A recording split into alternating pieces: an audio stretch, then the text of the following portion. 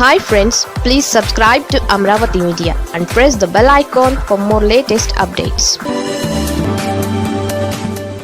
వైసీపీలో ఆ అసంతృప్తి ఎందుకు?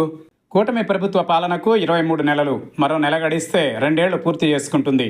కూటమి ప్రభుత్వం గురించి ప్రజలు అనుకున్నదొకటి, అవుతున్నదొకటి. ప్రజల ఆకాంక్షలకు అనుగుణంగా పాలన సాగలేదన్నది వాస్తవం. అయితే బలమైన మీడియా చేతిలో ఉండడంతో వ్యతిరేకత కనిపించకుండా మేనేజ్ చేసుకోగలుగుతున్నారు. కూటమి ప్రభుత్వంపై వ్యతిరేకత ఉందని, తప్పకుండా అధికారంలోకి వస్తామని వైసీపీలో ధీమా పెరగడం వరకు ఓకే. అయితే ఇంకో విషయంలో వైసీపీలో చింత ఏర్పడింది.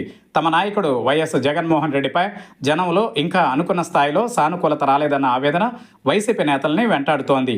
2 ఏళ్లు అవుతున్నా ఇంకా తమ నాయకుడిని మళ్లీ అధికారంలోకి తెచ్చుకోవాలన్న భావన ప్రజల్లో కలగకపోవడంపై వైసీపీ నాయకులు ఆవేదన చెందుతున్నారు.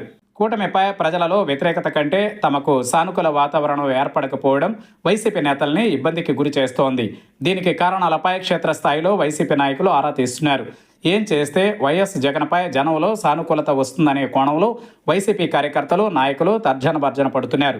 ప్రధానంగా వైఎస్ జగన్ ఆలోచన ఎలా ఉందంటే, గతంలో తనపై వ్యతిరేకతతో చంద్రబాబుకు అధికారం ఇచ్చారని, రేపు ఆయన నచ్చక తనను ఎన్నుకుంటారని మాజీ ముఖ్యమంత్రి భావిస్తున్నట్టున్నారు. ఈ సందర్భంగా అనేక అంశాలని వైసీపీ నాయకులు పరిశీలిస్తున్నారు. వైసీపీ అధికారంలో ఉన్నప్పుడు టీడీపీ క్షేత్రస్థాయిలో ప్రభుత్వంపై పోరాటాలు చేయడానికి చాలా సమయం తీసుకుంది. కనీసం 3-4 ఏళ్ల పాటు అసలు టీడీపీ నాయకులు ఎవరు వైసీపీ ప్రభుత్వంపై వ్యతిరేకంగా మాట్లాడేందుకు ముందుకు రాలేదు. అదే విషయాన్ని ఇప్పుడు వైసీపీ నాయకులు గుర్తు చేసుకుంటున్నారు. కానీ తాము మాత్రం కూటమి ప్రభుత్వంపై చాలా త్వరగా పోరాటాలు చేస్తుండడాన్ని గుర్తు చేస్తున్నారు. వైఎస్ జగన్ సహా ఆ పార్టీ నాయకులు మెడికల్ కాలేజీల ప్రైవేటీకరణకు వ్యతిరేకంగా ఉద్యమించారు. అలాగే రైతాంగ సమస్యలపై కలెక్టరేట్ల ఎదుట ధర్నాలు చేశారు. పంటలకు గిట్టుబాటు ధర లేకపోవడంపై వైఎస్ జగన్ తీవ్ర ఆగ్రహం వ్యక్తం చేశారు. గుంటూరు మిర్చి యార్డుకు జగన్ వెళ్లారు. అలాగే పొగాకు, మామిడి పంటలకు గిట్టుబాటు ధరలు లేకపోవడంపై జగన్ నేరుగానే సంబంధిత రైతుల వద్దకు వెళ్లి సమస్యలను అడిగి తెలుసుకున్నారు. కొన్ని నెలల క్రితం కృష్ణా జిల్లాలో తుపాను ప్రభావంతో దెబ్బతిన్న వరి పంటను జగన్ నేరుగా పరిశీలించారు. తడిసిన ధాన్యాన్ని కొనుగోలు చేయాలని డిమాండ్ చేశారు. ఇంతవరకు అంతా బాగుంది. అయితే పార్టీ కార్యక్రమాలకు కాస్త గ్యాప్ దొరికితే మళ్లీ పార్టీలో శూన్యత కనిపిస్తోంది. మరోవైపు సీఎం చంద్రబాబు, మంత్రి నారా లోకేష్ నిత్యం ఎక్కడో ఒక చోట ప్రభుత్వ, పార్టీ కార్యకలాపాలలో పాల్గొంటున్నారు. వైఎస్ జగన్ ఆయన పార్టీపై తీవ్ర స్థాయిలో విమర్శలు గుప్పిస్తున్నారు. ఇవన్నీ కూడా వైసీపీకి రాజకీయంగా నష్టం చేస్తాయనే భయం, ఆందోళన ఆ పార్టీ నేతల్లో కనిపిస్తోంది. మరోవైపు నిత్యం వైసీపీ సోషల్ మీడియా యాక్టివిస్టులు, నాయకుల అరెస్టులు జరుగుతూనే ఉన్నాయి.